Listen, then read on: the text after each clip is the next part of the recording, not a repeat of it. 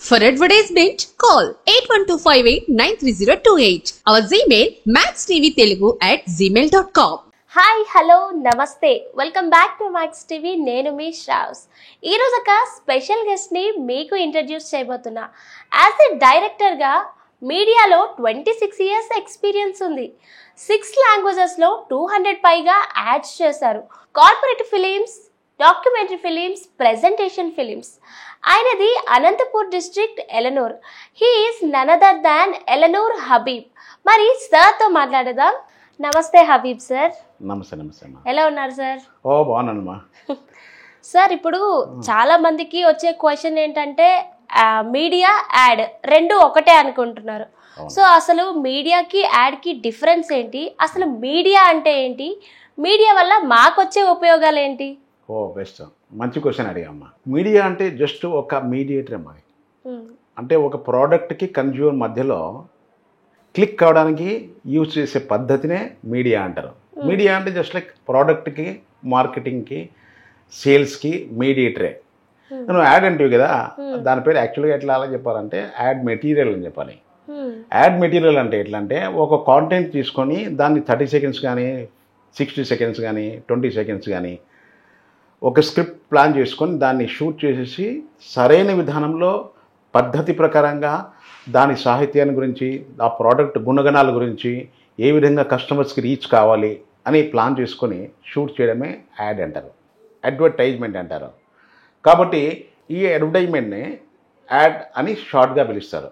కాబట్టి యాడ్ వేరు, మీడియా వేరు. కాబట్టి యాడ్ మెటీరియల్ త్రూ మీడియాతోనే వెళ్ళాలి. ఇప్పుడు ఫర్ ఎగ్జాంపుల్ పవర్ ఉంది అంటే కరెంట్ ఉంది, కరెంట్ ఉన్న చోట్లే ఉంటుంది, దానికి తీగ ఉంటే మాత్రం ప్రవహిస్తుంది. అంటే మీడియా కూడా తీగలాగా ఈ పవర్ అనేది యాడ్లా. యాడ్ అనేది త్రూ మీడియా ద్వారా వెళ్ళిపోయినప్పుడు మాత్రం ప్రసారం అవుతుంది, లేకుంటే ప్రసారం కాదు. యాడ్ మెటీరియల్ మన దగ్గరే ఉంటుంది.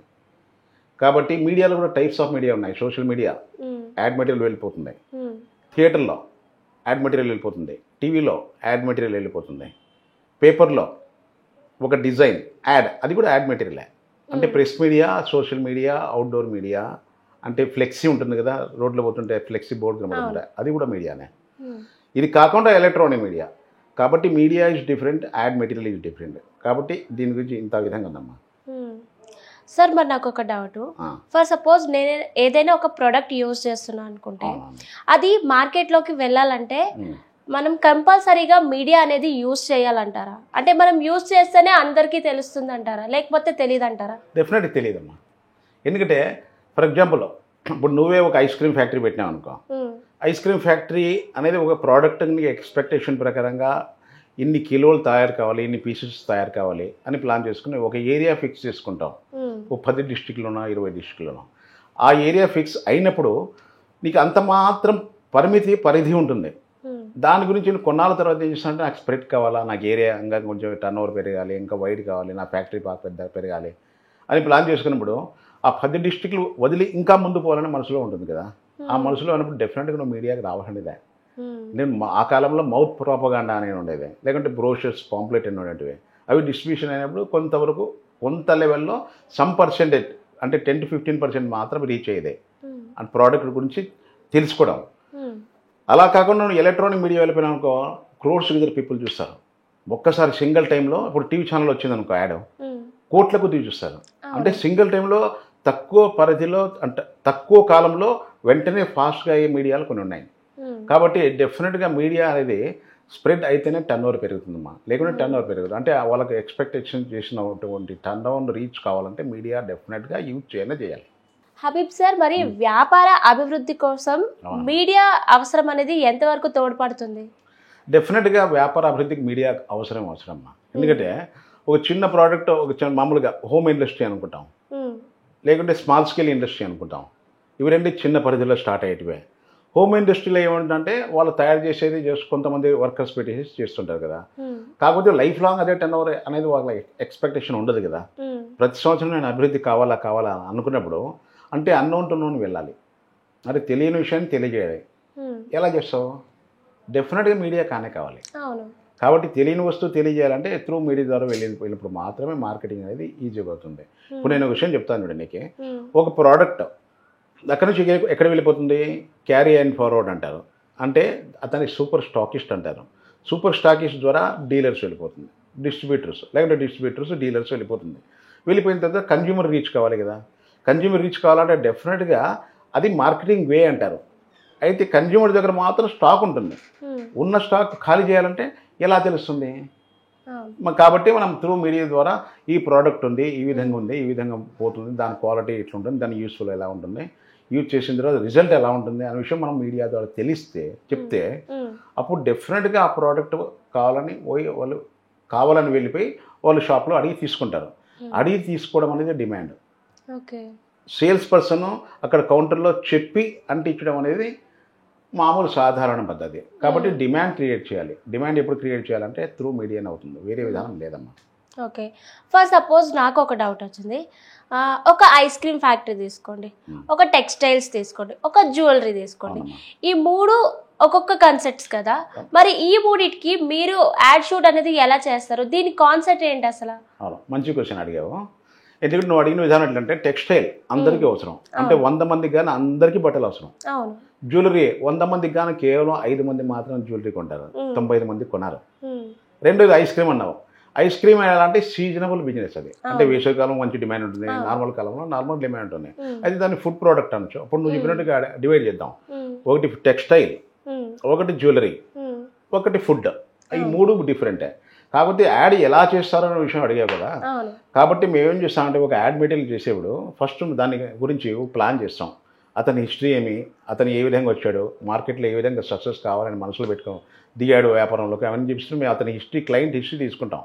ఇప్పుడు టెక్స్టైల్ ఉందనుకో, ఎన్ని సంవత్సరాలు చేస్తున్నాడు, అతను ఏమున్నాయి, శారీస్ ఉన్నాయి, మామూలుగా రెడీమేడ్స్ ఉన్నాయి, దాని తర్వాత చుడిదార్స్ ఉన్నాయి, దాని తర్వాత మెన్స్ వేర్స్ ఉన్నాయి. ఇవన్నీ కూడా మేము క్యాలిక్యులేషన్ చేసేసి వీటికి సంబంధించిన పద్ధతిలో ఇప్పుడు బాయ్స్కి, గర్ల్స్కి, కిడ్స్కి అని డివైడ్ చేసి వాళ్ళ ముగ్గురిని పెట్టేసి ప్రాధాన్యత చేసి అన్ని డిస్ప్లే బేస్లో చేసుకోవచ్చు, లేకుంటే కాన్సెప్ట్ బేసిస్లో చేసుకోవచ్చు. అంటే ఒక ఫ్యామిలీ గ్యాదర్ అయిపోయి మనం పెళ్లి సందర్భం జరుగుతుంది, ఈ విధంగా బట్టలు కానప్పుడు కుటుంబ సమేతంగా ఫలానా అంగడికి వెళ్ళిపోతే మనకు దొరుకుతుంది టైపులో అది అందరికీ అవసరమైనటువంటి సబ్జెక్ట్ వచ్చేసి టెక్స్టైల్ అంటారు. ఇంకా జ్యువెలరీ అంటావా, జ్యువెలరీ మెయిన్ బేస్డ్ డిజైనింగ్.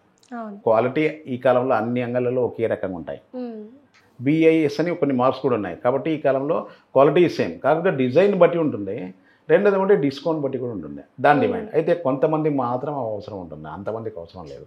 ఇంకా ఐస్ క్రీమ్ అంటావా, ఐస్ క్రీమ్ ఫుడ్ కాన్సెప్ట్స్. అది ఫుడ్ కాన్సెప్ట్స్లో ఏం చేస్తానంటే మెయిన్ పాయింట్ ఫుడ్ అట్రాక్ట్ అయ్యేది, ఐస్ క్రీమ్ అట్రాక్ట్ అయ్యేది కిడ్స్ తర్వాత ఇంట్లో కిడ్స్ తెచ్చుకున్నారు అందరికీ తినేస్తారు ఇంకా. కాబట్టి కిడ్స్ని మేము కాన్సెప్ట్ పెట్టేసుకొని వాళ్ళ బేస్ పెట్టుకొని ice cream product ad shoot చేస్తాం. ఇంకా జ్యువెలరీ అడిగావు కదా, జ్యువెలరీ ఎట్లా చెప్పాను కదా, డిజైన్ బేస్లో డిస్ప్లే కూడా చేయొచ్చు, లేకుంటే కొంతమంది మోడల్స్ పెట్టేసి ఒక అట్రాక్టివ్గా మంచి లొకేషన్స్ ప్లాన్ చేసేసుకొని చేయడం వల్ల ఏమవుతుందంటే మూడు కాన్సెప్ట్లో చేయడం పద్ధతిగా ఉంటుందమ్మా. అది మెయిన్ పాయింట్. సార్, మీరు ఇప్పుడు వరకు ఈ 3 గురించి, క్వాలిటీ ఆఫ్ ది ఐటమ్ గురించి అన్నిటికీ ఒకేలా ఉంటుందని చెప్పారు కదా. మరి వస్తువు నాణ్యత అంటే క్వాలిటీ ఆఫ్ ది ఐటమ్ ఉన్నా కూడా మీడియా ఉంటే ఎలా ఉంటుంది, మీడియా లేకపోతే ఎలా ఉంటుంది సార్? ఇది కూడా బెస్ట్ క్వశ్చన్ అమ్మా. ఎందుకంటే కేవలం మనం క్వాలిటీ పెట్టుకుంటే మెయిన్ పాయింట్, క్వాలిటీ ఉందని ఎలా తెలుస్తుంది? ఉందని తెలియాలంటే డెఫినెట్గా మీడియా అవసరం కూడా ఉంటుంది. ఇప్పుడు క్వాలిటీ లేని ప్రోడక్ట్ ఎక్కడ కూడా సేల్ కాదు, కామన్ థింగ్. ఎందుకంటే క్వాలిటీ లేకుండా మీడియా యూజ్ చేయడం వల్ల కూడా నువ్వు ఉపయోగం లేదు. ఫస్ట్ పాయింట్ ఎట్లంటే క్వాలిటీ మోర్ ఇంపార్టెంట్. క్వాలిటీ తర్వాత ఇంకోటి ఏమంటే వెరైటీ కూడా. క్వాలిటీ వేరు, వెరైటీ వేరు. అంటే వస్తువులు కూడా రకరకాల వెరైటీస్ ఉంటాయి. ఆ వెరైటీల్లో కూడా మెయిన్ ఇంపార్టెంట్ ఇవి క్వాలిటీ ప్లస్ వెరైటీ. దాంతోడు మీడియా తోడైతే చాలా ఫాస్ట్గా, అంటే కొన్ని కంపెనీలు చూసుంటావు, కొన్ని నెయ్యి కంపెనీలు, సోప్ కంపెనీలు, వాళ్ళంతా కేవలం 4-5 సంవత్సరాలను ఎంటైర్ స్టేట్గా స్ప్రెడ్ చేసింటారు వాళ్ళు. అది ఎలా అంటే త్రూ మీడియానే, వేరే విధానం లేనే లేదు. కాబట్టి నీడ్, పబ్లిక్ ఏ విధంగా నీడ్ అనే ఉంటుంది, ఆ నీడ్ బట్టి వాళ్ళు ఏం చేశారంటే రకరకాల టైప్స్ చేసేసి రకరకాల వాళ్ళు లేబుల్ పెట్టేసి బ్రాండ్ ఒకటే ఉంటుంది, కానీ క్వాలిటీ కూడా supreme quality, golden quality, special quality అని రకరకాల బ్రాండ్స్ పెట్టేసి కంపెనీ ఒకటే, ప్రోడక్ట్ ఒకటే, కాకపోతే వాళ్ళు మార్కెట్లో బూస్ట్ చేయడానికి మెయిన్ పాయింట్ ఇలాంటివి పెట్టేసి త్రూ మీడియా ద్వారా కావడం వల్ల షార్ట్ పీరియడ్లో వాళ్ళకి ఎక్స్పెక్టేషన్ టర్న్ ఓవర్ అవుతుంది. కార్పొరేట్ లెవెల్ కూడా వెళ్ళిపోతారు వాళ్ళు షార్ట్ పీరియడ్లోనే. ఇప్పుడు కొన్ని ప్రోడక్ట్లు ఉన్నాయి, స్టార్టింగ్లో వాళ్ళకి స్టేట్ లెవెల్లో పరిమితం ఉంటారు. అనుకోకుండా 5-6 సంవత్సరాలు ఎంటైర్ ఇండియా స్ప్రెడ్ అయింటారు, దాదాపు 30-20 స్టేట్స్లో స్ప్రెడ్ అయింటారు వాళ్ళు. దీనికి కారణం ఏమంటే మెయిన్ మీడియానే. మీడియా లేకుంటే అంటే మూమెంట్ కాదు. మూమెంట్ అంటే మెయిన్ ఇంపార్టెంట్. నేను చెప్తున్న మూమెంట్ కంటే కూడా బిఫోర్ ఒక చిన్న మాట మాట్లాడదాం. ప్రతి ప్రోడక్ట్కి బ్రాండింగ్ అవసరం. వితౌట్ బ్రాండింగ్ పోనే పోదు. బ్రాండెడా, అది బ్రాండింగా అని ఆశ్చర్యంగా మాట్లాడుతుంటాం కదా. మెయిన్ పాయింట్ ఏమంటే వస్తువు గుణం గురించి తెలిసేసి వాటి గురించి డీటెయిల్స్ తెలిసేసి దాని తర్వాత బ్రాండింగ్ ఇంపార్టెంట్ పెడితే ఆటోమేటిక్గా మార్కెట్లో మూవ్ అవుతుంది. మూవ్ కావడం ఇంపార్టెంట్ కూడా కాదు, కొన్ని సంవత్సరాల పాటు స్టడీ ఉంటుంది కూడా. కొన్ని బ్రాండ్ చూసింటావు, కొన్ని సోపులు ఎన్నో సంవత్సరాల నుంచి ఉన్నాయి, 20 సంవత్సరాల నుంచి కూడా ఉన్నాయి, కానీ ఇప్పటికీ సేల్ అవుతున్నాయి. కారణం ఏమంటే వాళ్ళు ఎప్పటికీ లైఫ్లో మీడియా వదలరు. మీడియా వదిలితే ఏమవుతుందంటే ఆ ప్లేస్లో నెంబర్ 1 నెంబర్ 2 స్థానంలో ఉంటారు కదా, ఆ ప్లేస్లో వచ్చేసి వేరే ప్రోడక్ట్ వచ్చి స్టడీ అయిపోతుంది. కాబట్టి ఏం చేస్తారంటే స్టడీ కాకూడదంటే వీళ్ళు ఎప్పుడు రిమైండర్లో ఉంటారు, అంటే మీడియా ద్వారా రిమైండర్ ఎప్పుడు స్టాండర్డ్గా ఉంటారు అలా. అది మెయిన్ అమ్మా. అంటే ఒక వస్తువు మనం యూజ్ చేస్తున్నాం అంటే దానికి కంపల్సరీగా బ్రాండింగ్ ఉండాలి అంటారు. అవునమ్మా, డెఫినెట్లీ బ్రాండింగ్ ఉండాలని కాదు, బ్రాండింగ్ అవుతుంది. అది బ్రాండింగ్ కావడానికి బెస్ట్ మెథడ్ ఏమంటే వస్తువుని గురించి తెలియజేయాలి. ఎప్పుడైతే వస్తువు గురించి తెలియజేస్తారో అప్పుడు ఏమవుతుందంటే డిమాండ్ క్రియేట్ అవుతుంది. డిమాండ్ క్రియేట్ అయినప్పుడు వాళ్ళు ఏం చేస్తారంటే ఫ్యాక్టరీ వాళ్ళు కొన్ని టర్మ్స్ అండ్ కండిషన్స్ అని కొత్తగా స్టార్ట్ చేసుకుంటారు. అంటే ఇలా ఉండాలి, ఇలా. ఇప్పుడు కొన్ని టెక్స్టైల్స్లో కొన్ని ఏదో స్మూత్ ఉందని చెప్తారు, కొన్ని మామూలుగా ఇట్లా కాటన్ లెవెల్లో ఉంది అని చెప్తుంటారు. వస్తువు ఒకటే, కాకపోతే లెవెల్స్ మార్చేస్తారు. లెవెల్స్ ఎప్పుడైతే మార్చేస్తారో అప్పుడు ఏం చేస్తారంటే డిమాండ్ తోడు పాటు లెవెల్ మారినప్పుడు క్వాలిటీ మారినప్పుడు ఆటోమేటిక్గా బ్రాండింగ్ అవుతుంది. అది బ్రాండెడ్ అంటే ఏమి? ఫర్ ఎగ్జాంపుల్ ఏంటంటే బిఎస్సి అని ఉందనుకో, ఒకతను ఉన్నాడు బిఎస్ చెన్నబసప్ప అండ్ సన్స్ అని చెప్పేసి, కానీ అంత పెద్ద పేరు ఎవరు వాడరు కదా ఎగ్జాంపుల్. కాబట్టి వాళ్ళు షార్ట్ కట్గా బిఎస్సి అని చెప్తారు. బిఎస్సి అని చెప్తే కానీ ఫలానా టెక్స్టైల్ అంగడి అనే విషయం వెంటనే అర్థం స్ఫురణకు వస్తుంది. ఎగ్జాంపుల్ చెప్తున్నాను. రెండో ఎగ్జాంపుల్, కొన్ని సోప్స్ ఉంటాయి, ఏదో కొన్ని పేర్లు ఉంటాయి, కానీ ర్యాపర్ ఉంటుంది, ర్యాపర్ మీద ఒక డిజైన్ ఉంటుంది. ఆ డిజైన్ ఎక్కడ కనపడినా దారిలో కనపడినా ఆ ఫలానా సోప్ని వెంటనే మైండ్లో అవుతుంది. That is branding. కాబట్టి బ్రాండింగ్ మోర్ ఇంపార్టెంట్. ఎప్పుడైతే బ్రాండింగ్ అవుతుందో, ఇప్పుడు మనం దారిలో వెళ్తుంటాం, ఎక్కడో జింగిల్ వినపడుతుంది. జింగిల్ అంటే సాంగ్, అడ్వర్టైజింగ్లో జింగిల్ అంటే సాంగ్ అని. ఆ జింగిల్ వినపడినప్పుడు ఆ రాగం వెంటనే ఫలానా ప్రోడక్ట్ అని మనం తెలుసుకుంటాం. ఇంకా అప్పుడు పూర్తి అయింది అది, కానీ ఆ ట్యూన్ వెంటనే తెలుసుకుంటాము. అది కూడా ఒక బ్రాండింగే. కాబట్టి బ్రాండింగ్లో ఎప్పుడైతే డిమాండ్ పెరుగుతుందో అప్పుడు ఆటోమేటిక్గా టర్న్ ఓవర్ పెరుగుతుంది. ఎప్పుడు టర్న్ ఓవర్ పెరుగుతుంది ఏమవుతుంటే స్టేట్ లెవెల్ నుంచి మరి వేరే స్టేట్లో నుంచి అట్లా కంట్రీ లెవెల్ కూడా వెళ్ళిపోయిన బ్రాండ్స్ కూడా ఉన్నాయి మార్కెట్లో. హబీబ్ సార్, మీరు పలు భాషల్లో 200 పైగా యాడ్స్ చేశారు కదా సార్. సో మరి మీ సలహా ప్రొడక్ట్ పీపుల్స్కి మీరేం చెప్తారు, మీరేం సలహా ఇస్తారు వాళ్ళకి? అవునమ్మా, మెయిన్ పాయింట్ ఎట్లంటే ప్రతి ఒక ప్రోడక్ట్కు ఒక వైవిధ్యత, అంటే జస్ట్ సపరేషన్ ఉంటుంది, స్పెషలైజేషన్ కూడా ఉంటుంది. ఆ స్పెషలైజేషన్ ఉన్నప్పుడు వాళ్ళు ఏం చేయాలంటే ప్రోడక్ట్ టు ప్రోడక్ట్ ఎప్పటి కూడా కస్టమర్కి అట్రాక్ట్ చేసుకునే విధానం ఏర్పరచుకుంటారు. లేకపోతే కొంతమంది ఏర్పరచుకోవాలని మనస్తత్వం కూడా ఉంటుంది. అంటే వాళ్ళకి ఎట్లుంటుందంటే మార్కెట్లో నేను బూస్ట్ కావాలి, కాంపిటీషన్ మార్కెట్లో నేను సక్సెస్ కావాలి, కాంపిటీటర్స్కి నేను ఫేస్ చేయాలి మనస్తత్వం ఉంటుంది కదా. అలాంటి వాళ్ళకు వాళ్ళు చేసిన ఫ్యాక్టరీస్ కానీ వాళ్ళ లొకేషన్ కానీ ప్రోడక్ట్ కానీ అన్ని క్వాలిటీ ఉంటాయి. క్వాలిటీ ఉన్నప్పుడు మెయిన్ పాయింట్ వాళ్ళకి అవసరం ఉండేది అంటే అన్నోన్ టు నోన్, అంటే తెలియని విషయాన్ని తెలియజేయడం. ఏది? వాళ్ళ ప్రోడక్ట్ గురించి తెలియజేయాలి కదా. తెలియజేయాలంటే వాళ్ళు ఏం చేసినట్టు రకరకాల యాడ్లు చేయాలి.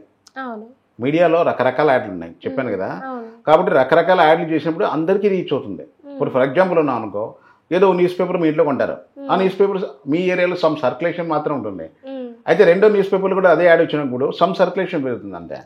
అట్లాంటి 10 పేపర్లు అన్నప్పుడు వేసినప్పుడు ఫుల్ఫిల్ అవుతుంది. అప్పుడు దానికి అంటే 10 పేపర్లు కూడా యాడ్ వేసినప్పుడు దాన్ని ఫుల్ఫిల్ అంటారు. అంటే 100 మంది చూసింటారండి. నువ్వు కేవలం ఒక్క పేపర్లు మాత్రమే వేస్తే యాడ్ ఏమవుతుందంటే కొంతమందికి మాత్రం పరిమితం అవుతుంది. కాబట్టి నేను ప్రోడక్ట్ పీపుల్కి నేను చెప్పే సలహా ఏమంటే, మీ ప్రోడక్ట్ అభివృద్ధి కావాలనుకున్నప్పుడు డెఫినెట్గా ఏంటంటే అన్ని రకాల మీడియాలు కూడా యూజ్ చేసుకోవాలంటుంది. మీడియా అనేది ఒక ఖర్చు అని భావిస్తుంటారు, ఖర్చు కానే కాదు అది. నిజంగా చెప్పాలంటే మీడియా అత్యవసరం, ప్రోడక్ట్కి 100% అవసరం కూడా.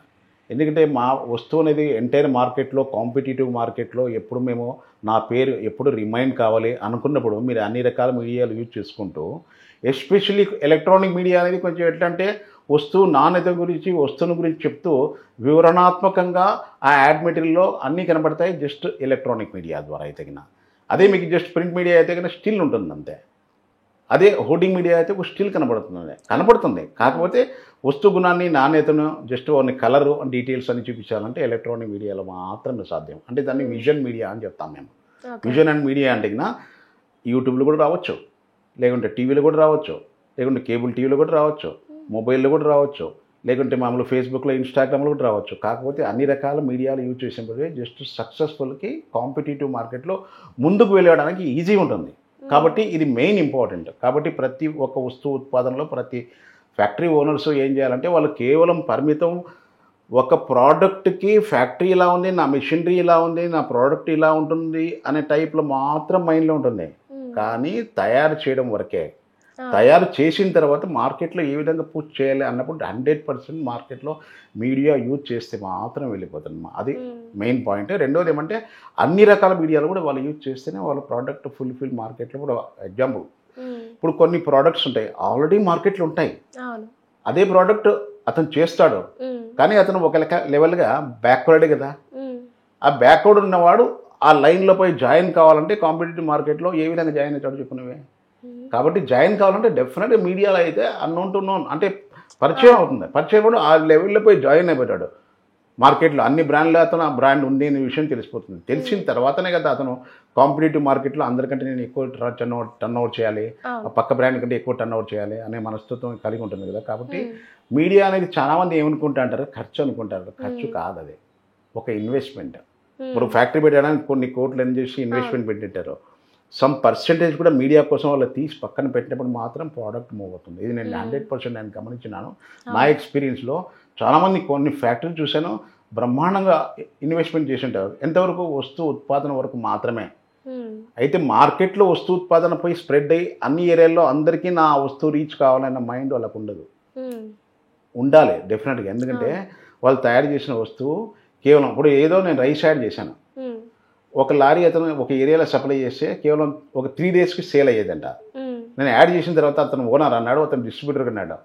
అంటే అందరికీ తెలిసిపోయింది సార్ ఈ బ్రాండ్ ఈ రైస్ గురించి, కాకపోతే మీ లారీ వచ్చిస్తే కేవలం అర్ధగంటలో సేల్ అయిపోతుంది చెప్పాడు.